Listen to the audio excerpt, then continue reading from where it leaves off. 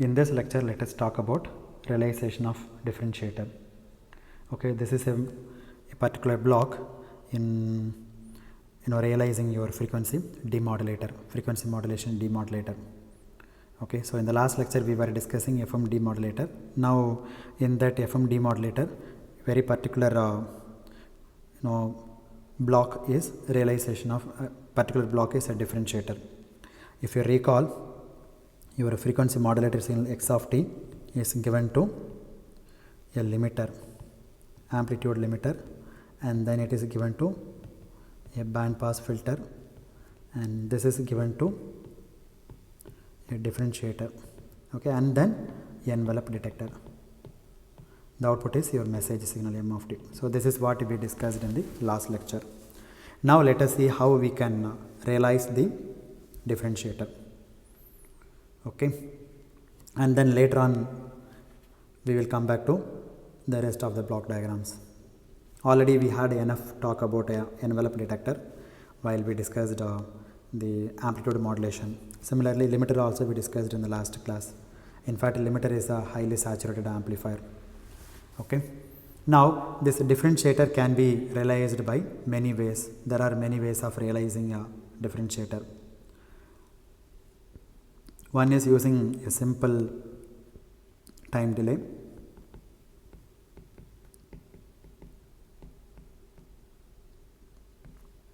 And the other one is using band pass filter. First, let me talk about this simple time delay method, and later on we will talk about band pass filter, how we can realize a differentiator using the band pass filter. Okay, so I will come back to the band pass limiter a little later. We just finished the okay, we will first talk about the time delay. So basically literally taking the derivative operation is as follows.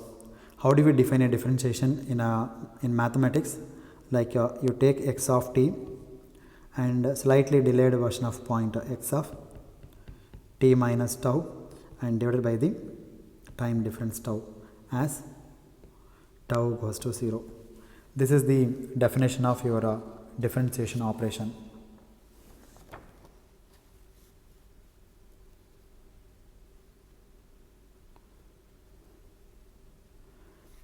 Right, so the differentiator that we are talking about is difficult to realize. That the ideal differentiator is difficult to realize. Okay, that is really a key point. Particularly, we are looking for a differentiator which works nicely for the input signal that we are feeding. Okay, so we are not feeding a baseband signal here, right? The input, if you look at the figure, this is not a baseband signal, it is a modulated signal.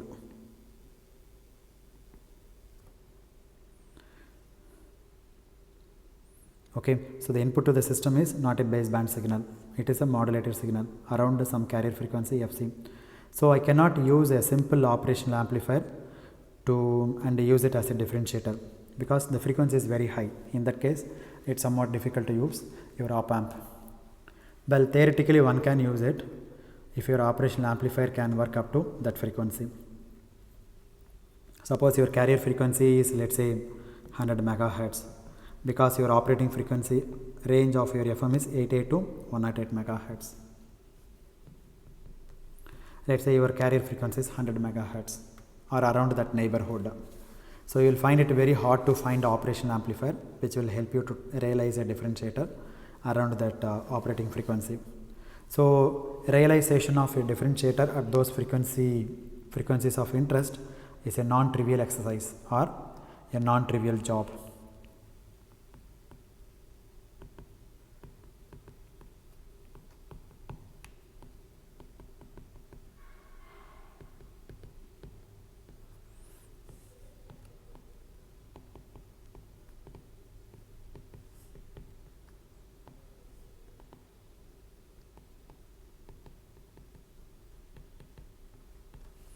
Okay, that we need to remember. As I said, there are two methods which are used to realize a differentiator. One is by using a simple delay. Delay means using this one, where x of t minus tau is a delayed version of your x of t. And the second one is band pass filter method. You can use band pass filter to realize the differentiator. So this is the definition of derivative. So literally we are trying to realize this one.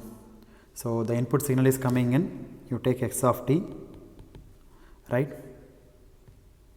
Then you take the same signal, delay by certain amount, time delay. Okay, how much you are delaying? By tau seconds. So,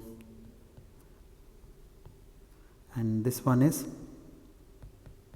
x of t minus tau, and this one you give it to the adder, but the polarity is minus here and this is plus here. Okay, so the input signal is coming in, you have also small time delay. This is time delay line.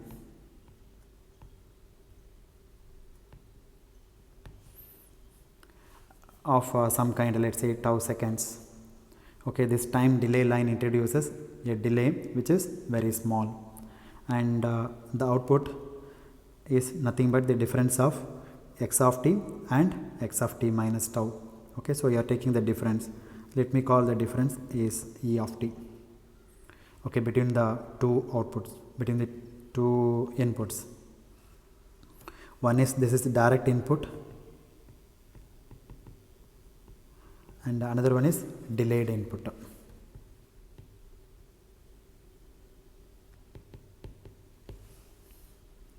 Okay, x of t minus tau. If you are emphasizing, then you put x suffix r, and here also you put x suffix r. And of course x of t minus x of t minus tau is what you are getting here, x of t minus tau suffix r, and you are dividing this whole thing by the time duration tau, because, and this tau is a constant, after all it's a time delay, right? Tau here is some constant value, you can take it as a constant of proportionality. So therefore this E of t I can write as E of t is equal to some constant 1 by 2 I am writing as a constant times x of t minus tau. After all this tau is a delay, right? This is some value, 1 by tau is some value, that value I am denoting by constant. Therefore my E of t, let me forget about this constant for the time being. Let me write E of t is equal to x of t minus tau. That means you pass E of t through an envelope detector, that's it, that becomes a discriminator. Okay, so this x of t and the delayed version of x of t minus tau, you just pass it through an envelope detector, and then you will get a message signal. So that's what we are saying now. And if you would have divided by this tau, then this is what you get here, this one you will get. Okay, and this would have been the approximate value of the derivative. Okay, this is the definition of your derivative. So we are realizing only this much, your actual E of t that you get is this one, this relation, this is your E of t. Okay, so therefore E of t is equal to x suffix r of t minus x suffix r of t minus tau and then divide by tau on both sides. And what is this? This is a definition of your derivative, and here I wrote wrongly. Let me see, this tau is not there. Okay, so don't confuse with that. E of t is from the figure, E of t is x suffix r of t minus x suffix r of t minus tau. Let us take in that way. Okay, so this is going to be d times dt of x suffix r of t multiply by tau. This is my e of t. Now you can ask me a question, how small is tau taken to be? Then the answer is as small as possible. Okay, as small as practically feasible to take, but obviously has to be non-zero value. You cannot say tau is equal to 0. No, wrong. So tau should be as small as possible.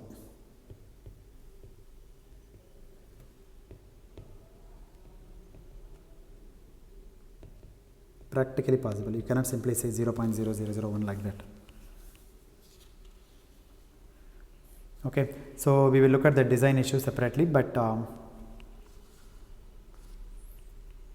obviously you have to choose not too small or not too large. Okay, don't choose too small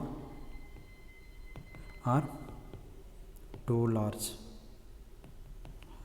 Okay, too small value may not be able to control exactly, and too large value will not produce a good approximation to the derivative. Okay, if tau is very large, then it cannot be a derivative. Okay, therefore this e of t is tau times derivative of the signal. If tau is too small, what will happen? Let's say if tau is close to 0, approximately 0, you will really subtract out the signal, nothing will be there at the output. Let's say this is your modulated signal like this, and this is t, and if you take very close to t plus tau, this is t and this is t plus tau. If you subtract these two guys, then the result will be close to 0, output will be 0. Okay, so the amplitude will depend on the value of tau. Therefore you cannot choose very low value also, so that should be keep in mind, and cannot be very large also. So you must choose a reasonably large value of tau, so that you have reasonably good amplitude. At the same time, if you choose too large value of tau, then x of t minus x of t minus tau divided by tau cannot be equal to your derivative of x r of t divided by dt, because finally what we wanted the derivative operation. If tau is large, then this will not be a good approximation for your derivation. So one has to make a physical compromise on tau. Okay, now what is a demodulator constant in this case? Your demodulator constant k suffix d is equal to tau times AC, because x suffix r of t is itself has an amplitude a suffix c.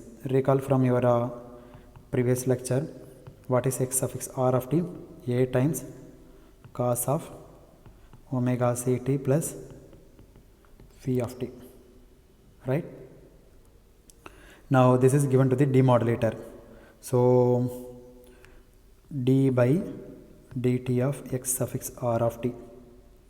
Now d by dt of, so before that we have tau also in this. What is your e of t? E of t is equal to tau times d by dt of x of t and r of t. So this I can write as tau times d by dt of a times cos of omega ct plus phi of t. This a is constant, you can pull it outside.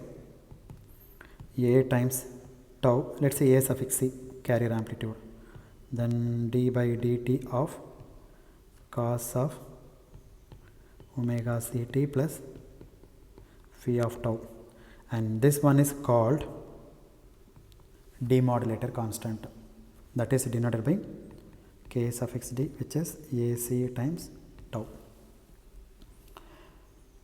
Okay, so this is one method.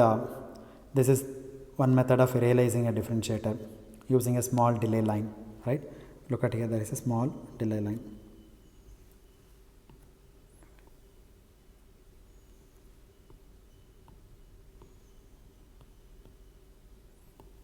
You put a small delay line and you can realize the differentiator. A delay line at the carrier frequency is not too difficult to realize. You can just wind a small inductor and the inductor will produce a delay. So delay line is easy to realize. This is realized by a small value of inductors because the frequency is very high.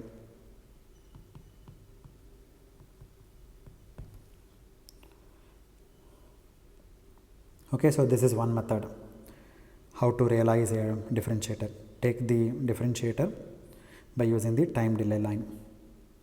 Okay, now the second approach is using a band pass filter. Realization of differentiator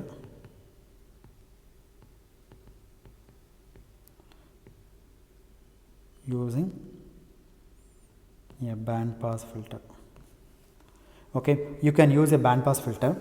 I mean, you can use the input output frequency characteristics of the band pass filter to realize the differentiator. So you take a band pass filter, this is my input and this is my output. Okay, now you can plot the characteristics of the band pass filter. How does it look like?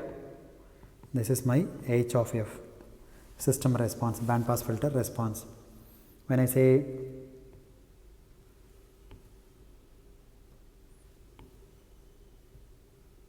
like this, then let's say this is my carrier frequency, center frequency, not carrier frequency, let me call center frequency.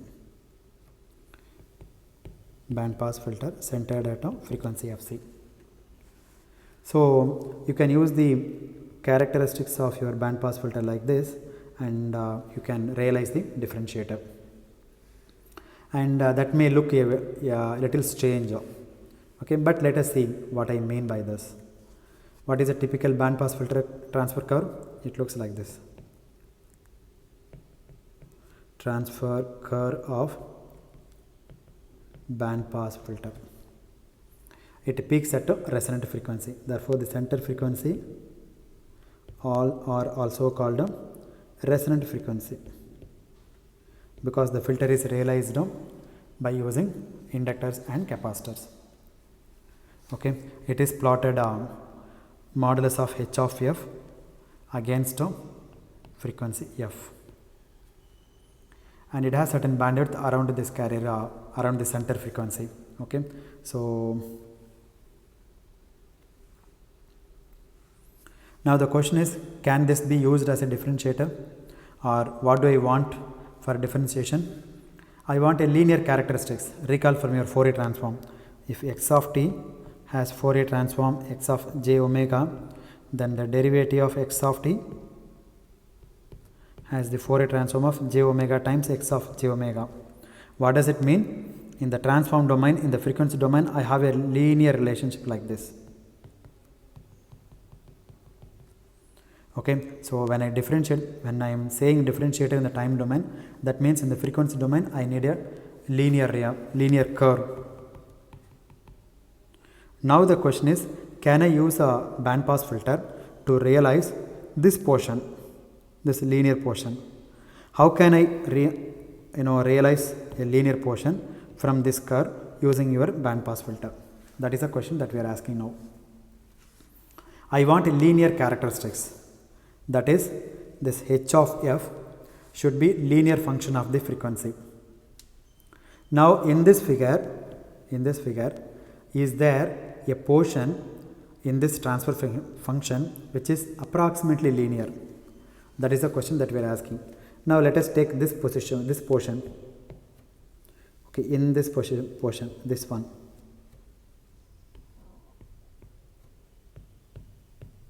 Okay, if you consider in this portion, if you consider in this portion, it is approximately linear. Similarly, if you consider this portion, it is approximately linear. So this is the linear portion from your band pass filter. Linear portion obtained from, so that you can exploit this linear portion from the band pass filter to realize the differentiator.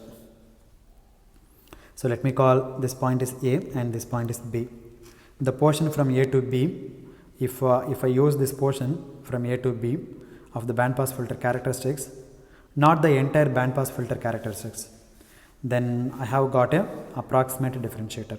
Okay, don't use the entire portion. No, you use only a portion of the band pass filter characteristics such that you can approximate the differentiator. So I will use a center frequency, this point fc dash, or let me draw again one more time, no problem, like this. This is your center frequency, and this portion you consider, and this one is, let's say this is fc dash and this is fc. What is this fc? Fc is your carrier frequency, and this one you say fc plus highest frequency deviation, and this one is you say fc minus delta f. So I will use a center frequency fc dash, which is different from the actual frequency. This is my carrier frequency and this one is center frequency. The FM signal has a carrier frequency, right? That is denoted by this fc, which is somewhere in the middle of the straight line. See, this is my straight line.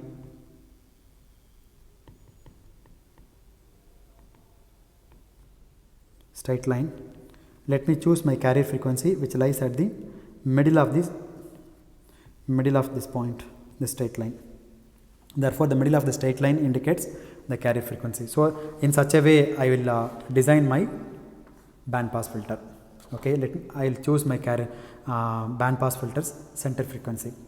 So I can approximate this differentiator using band pass filter. Okay, so I approximately realize the differentiator. So what I am doing here, I approximate to realize linear dependence of the response on the input frequency deviation. Right? Here fc is carrier frequency is less than the center frequency, and moreover fc is not equal to center frequency. Okay, the band pass filter center frequency fc dash is not equal to fc. It will be typically your center frequency is greater than your carrier frequency. So you will choose fc dash, this center frequency, which is greater than the actual frequency fc. So this is one way of doing it. However, as you can see from this figure, there is some obvious problem. Okay, what are the obvious problems? One is this linear range is going to be small. Okay, this range may not be large enough. So the linear portion may not be large, which you want, because you are going to demodulate wideband FM. Okay, so for demodulation of wideband FM, this linear range may not be sufficient. Okay, in that case, this approach may not be a very good idea. So the first drawback is linear range is small. That is the first point. And the second thing is, it is not doing what you want to do in terms of response at fc. What we want at fc the response must be 0. But at fc, what is the response? This is my response and this is non-zero. Okay, as what did we say? We said at the carrier frequency, the desired response should be 0. But here, what is the desired response? Some level, some non-zero value. Okay, so this is not producing 0 response at the carrier frequency fc. So it leads to a DC bias. Okay, it is giving some non-zero value. Okay, it leads to some DC bias in the discriminator output. When the carrier frequency, when f is equal to fc, your demodulator yd of t output is some DC value. But what should I get? I get 0. Instead of 0, I am getting a DC value. Okay. And DC can always be removed, but you see it is preferable to have an output in which I don't have to remove an DC. Even though you have DC, it can be removed, but always make sure that there is no DC at all in the output. I mean, it should produce DC of its own. In fact, that is one of the advantage of an FM signal. It has a good response to DC component of the input signal also. Okay, if the input signal, that is modulating signal, has a DC component, it will come through, because the DC component carry out a switchable frequency deviation which will come through.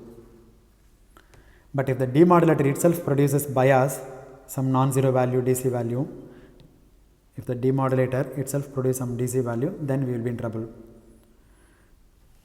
In the transmitter, if the input signal M of t, let's say, has some DC component, then no problem. But in the demodulator itself, it is producing the non-zero value, then it will be a problem. Okay, that's what I am saying. If the modulator itself produces a bias, then I won't be able to differentiate between the introduced DC by the demodulator and the one which is coming through the original signal, modulating signal M of t. Okay, it will remove both of them, which is not very nice. Therefore, at the carrier frequency, my demodulator should give 0 response. Okay, so the DC response nature characteristics of the FM signal, which is an advantage of the FM signal, would get lost unless I do something about this. Okay, I mean, that doesn't mean that you have to give up the circuit. Okay, it only means that you have to slightly modify the circuit. Okay, so I will briefly discuss the basic idea behind these modifications.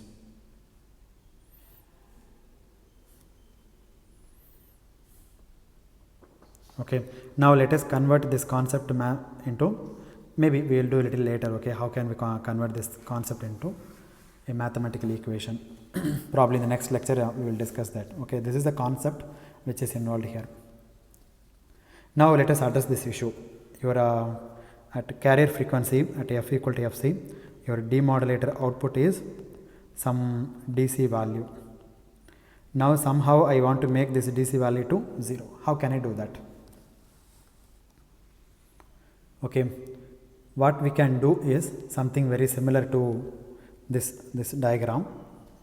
Okay, instead of having one band pass filter, this is a band pass filter characteristic. Instead of having one band pass filter, let us have two band pass filters, both of which have centered frequencies staggered away from the desired carrier frequency. Okay, both are connected in the common knob. So if you change the center frequency of one band pass filter, then accordingly the center frequency of the second band pass filter also changed. So that's what we mean by staggered. So we have two band pass filters, so we can realize the discriminator using the two band pass filters. So one will be like this and other will be like this. Okay, and this is your carrier frequency. Now what I am going to do, I am going to consider this portion and this portion. Okay, so this is my band pass filter 1 and band pass filter 2. So there are two band pass filters. Okay, the first one is tuned to the frequency f1 and the second one is tuned to the frequency f2. And if somehow I can produce an output, so I have two different filters. I feed the same input to this filter as well as this filter, both filters. So let me take band pass filter 1. This is band filter 1 and yes, I already wrote it. Same signal is given to two band pass filters, band pass filter 2. Okay, so I am feeding the same input signal to the band pass filter 1 and the band pass filter 2. Okay, I choose a center frequency somewhere here. This is my center frequency in between f1 and f2. Now we need to produce an output which is proportional to the difference of the output of these two filters. What will I get? Subtract band pass filter 1 with band pass filter 2, then at this point exactly when f is equal to fc, then it leads to 0 output. Okay, I will get a net result which will subtract out these two responses, and you are like to get a frequency response which is 0 at this point. Okay, now what you do, subtract one filter response from the other.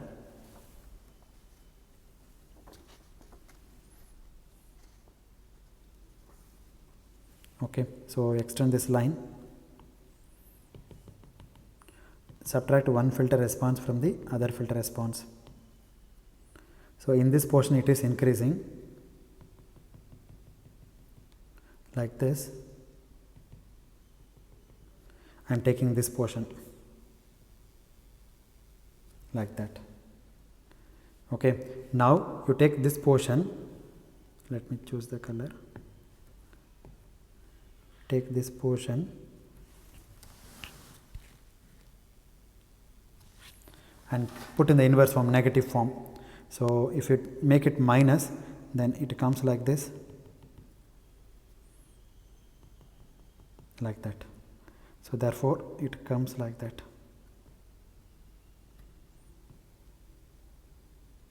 That's it. Okay, now at FC, what is the response? This is my carrier frequency FC, frequency axis. At FC my response is 0. Now my objective is fulfilled. It has 0 response at carrier frequency FC. And the linear response, look at here, from this portion to this portion my response is linear. Therefore the linear range also increased. At 0 at carrier frequency my response also 0. So there will be an S shaped curve.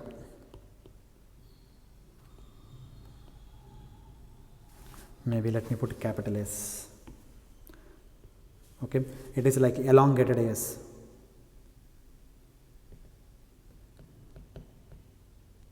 S shape.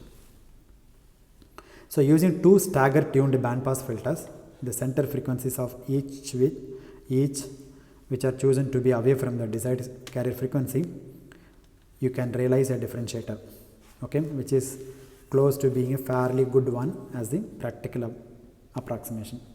So this is the principle.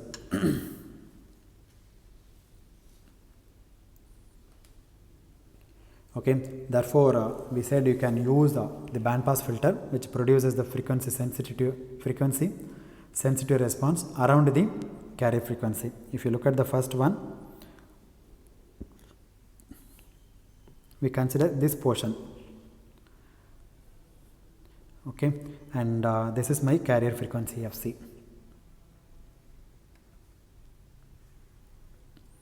Okay, so now if you use single band pass filter, then there are two problems. What are those problems? The first one is the range is not sufficient enough to demodulate the frequency modulated signal. Why? Because we are considering a wideband modulated signal. So first one is the range is a problem. And second one is at carrier frequency I am supposed to get a 0 output, but here I am getting non-zero output. So these two problems are solved by using two band pass filters. Okay, and these two band pass filters are staggered together, so we call it a stagger tuning. That is, the band pass filter is tuned to a frequency staggered from the actual carrier frequency. The only difficulty with this approach is the linear range. In the single band pass filter, the linear range sensitivity that we decide from such a filter is rather small. Okay, and the second difficulty that we said was it does not produce 0 response at the carrier frequency FC. So to take care of these two disadvantages, linear range and 0 response, we introduced one more band pass filter. Okay, so we suggested an alternative which is what which is what this one, two band pass filters. Okay, so band pass filter 1 and band pass filter 2. Now each of which is tuned to a frequency away from the carrier frequency. See, this is my carrier frequency and band pass filter 2 is tuned to F2 which is away from FC, and F1, that is a center frequency of your band pass filter, and this also tuned away from your carrier frequency. So both F1 and F2 are away from the carrier frequency, and F2 is tuned to larger than the carrier frequency, and F1 is tuned to a frequency smaller than the carrier frequency. And after this, an envelope detector following this. Okay, after this an envelope detector is following, and that will produce an output which is proportional to the output of these filters. So the magnitude response that I have plotted here, this is my magnitude response, which is proportional, is also in some sense a representation of magnitude of the voltage that will be produced at the output of the envelope detector. So if you have an FM signal at the input, let me draw the figure. Band pass filter 1, band pass filter 2, same signal you apply to 2 band pass filters like this. Okay, so if you have the FM, input is FM signal, right? If you have an FM signal at the input, which will vary along this axis, frequency axis, as a function of time, the output of the envelope detector will vary accordance with this curve, this S curve. Okay, because the response of the circuit will be in accordance with this S bend curve. Incidentally, when I am making this statement, there is a slight approximation involved in this statement also. Okay, I do not know whether you appreciate that fact or not, but I will come back to this point in a minute. Similarly, the other tuned circuit will produce an output voltage proportional to this curve, S bend curve. Now, what is the approximation involved here? The approximation involved here is as follows. We are not really mean what is called a steady state analysis. Okay, we are not really making a steady state argument here. Okay, we are considering a transient argument. When we talk about the output of the band pass filter, I mean the output of the circuit is given by the input spectrum multiplied by the transfer function. For example, let us say your band pass filter, and the band pass filter response system function is h of f, or frequency response is h of f, and the input is x of t. If you take Fourier transform, you will get x of f, and in the time domain output is y of t. In the time domain, the band pass filter is denoted by h of t. In the frequency domain, h of f, and this one will be in the frequency domain y of f. What is y of t? Y of t is x of t convolved with the h of t. In the transform domain,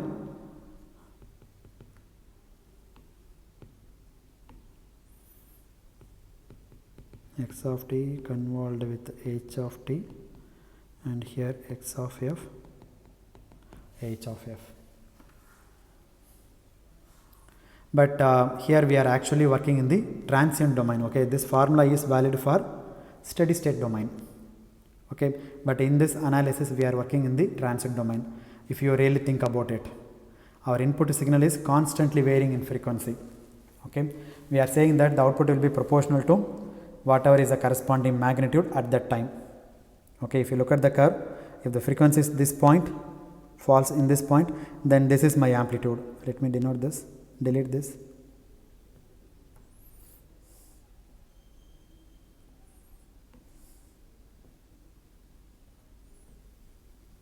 Like this. Now,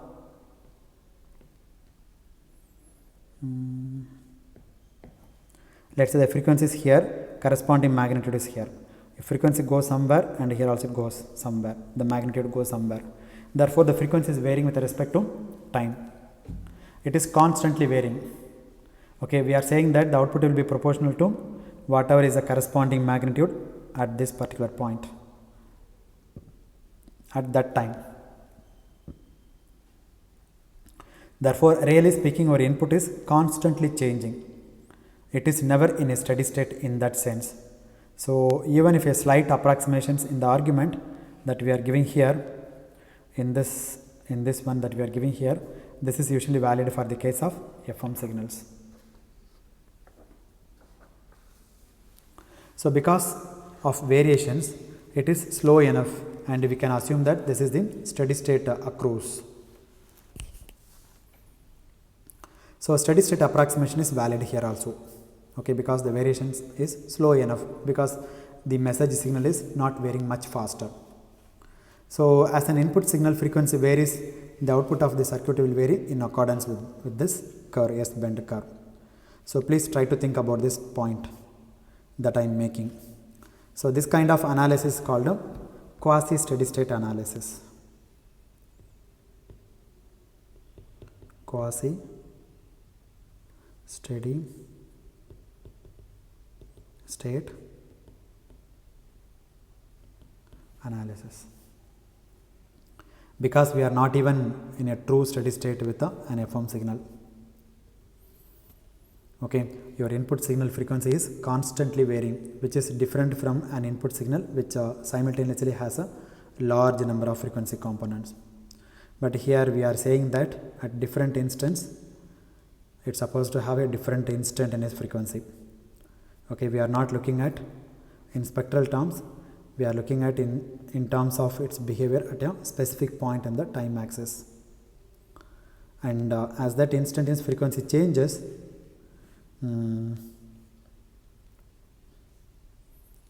we are saying immediately that response also changes. Okay, if the input frequency is changing, then correspondingly the output voltage also changing, because that is the same concept that we used in the modulation, right?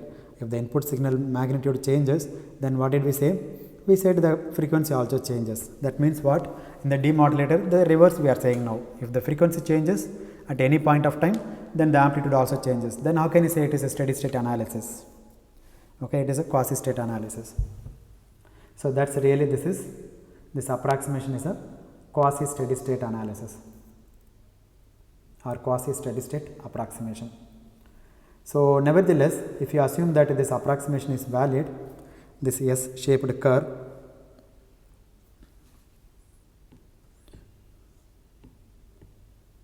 okay, this S shaped curve, it goes like this.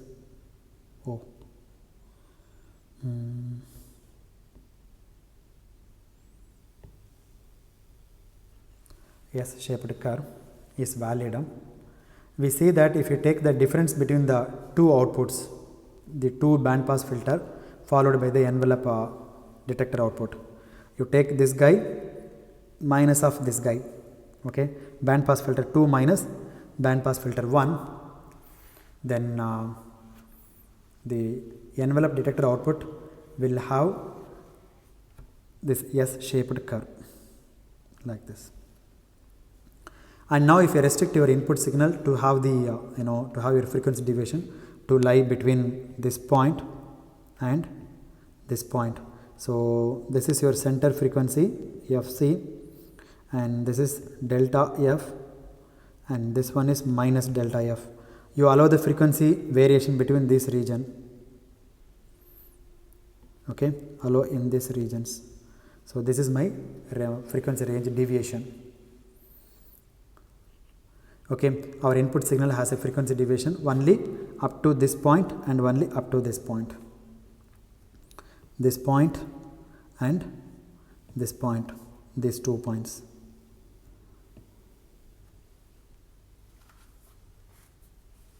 Okay, then our input signal will always be in the linear range. So whenever your input signal lies between these 2 points, it will be in the linear range. Okay, and only that we would have produced a zero response. If follows then in this point when carrier frequency F equal to Fc, then it gives zero response. Okay, so this is a very good approximation to what we actually want to do. Okay, so basically we are looking at frequency discriminator, that is FM demodulator, and which is consisting of, really speaking, an ideal differentiator followed by an envelope detector. Recall from the previous lecture, we need a d by dt block followed by ED. Regarding this ED we had enough discussion. Okay, when we discussed amplitude modulation. But now we are talking about how we can realize the differentiator. The differentiator can be very nicely designed using two band pass filters, band pass filter 1 and band pass filter 2. Okay, so now instead of an ideal differentiator, I have this kind of circuit. Okay, one has this kind of response and the other one has this kind of response.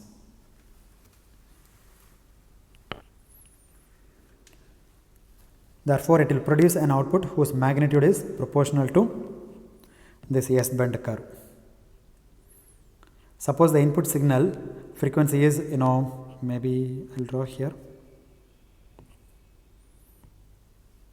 like this.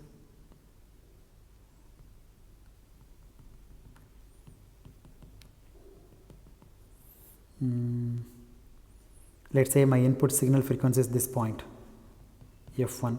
The corresponding output will be this one.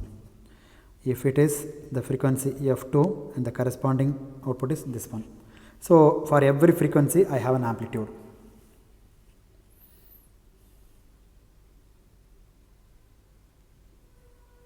Okay, and the envelope detector will simply be producing an output proportional to the instantaneous amplitude. This is my instantaneous frequency, instantaneous amplitude, instantaneous frequency, instantaneous amplitude, and the modulation will go. So basically that's what we are talking about. So by this process we can demodulate the frequency modulated signal. Okay, so basically that is what we are talking about. Okay, let me draw the block diagram. You have FM modulated signal and this one you give to limiter and then followed by what? Limiter is followed by what? Recall this block diagram. Okay, you put a band pass filter and this one is given to, this band pass filter is to convert your square waveform into a pure sinusoidal waveform like this. Now you put a band pass filter 1 with a center frequency F1, same signal is given to band pass filter 2 with the center frequency F2 and then give to envelope detector 1 and this one is envelope detector 2 and then you give it an adder minus and plus and your carrier frequency is less than F2 and greater than F1. That's it.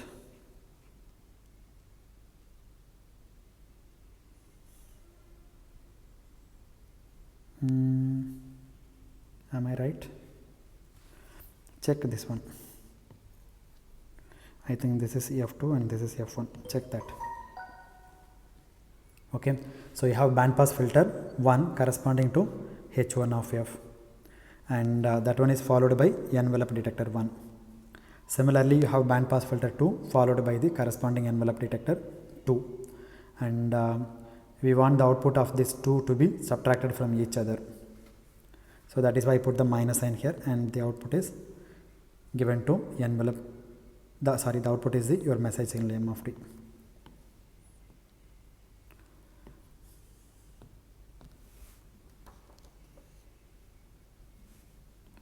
So the variance in the frequency due to the message signal are being converted to variations in the amplitude due to message signal.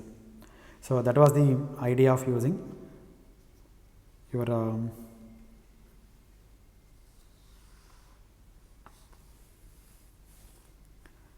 band pass filters.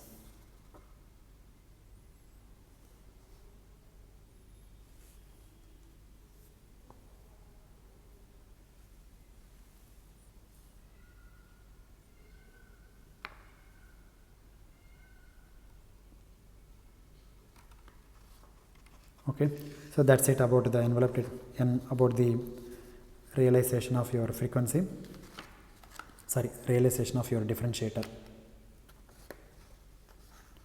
Okay, so let me stop at this point. In the next class we will talk about the continuation of this topic. Okay, how we can realize this differentiator by using one more method. Both methods we discussed now. Okay, let me continue from this point in the next lecture. Thank you very much.